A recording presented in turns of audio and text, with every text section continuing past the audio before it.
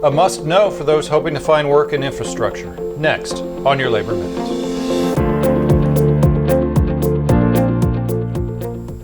Hello, I'm Mark Harrison.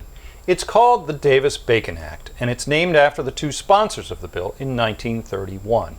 And it requires that not less than the local prevailing wage be paid to workers engaged in federal contract construction programs. It is a localized wage floor and will be required to be applied to all federal projects and proposed infrastructure programs going forward.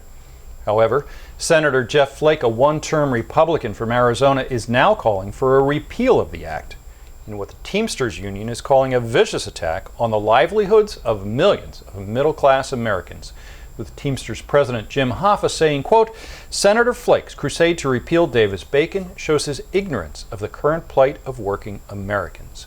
What does it say about Senator Flake's priorities when, in a time when men and women of this country are calling on their leaders to create good jobs for our country, he wants to slash wages across the construction industry? Perhaps Senator Flake would be better served by listening to his constituents and not the lobbyists for big business. End quote.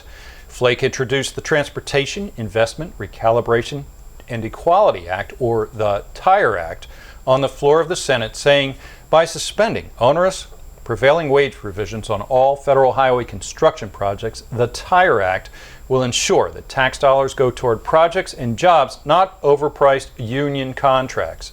Of note, nowhere in the Davis-Bacon Act are unions mentioned. Unions are not required on federal contracts, just a fair, locally calibrated wage. I'm Mark Harrison with your Labor Minute.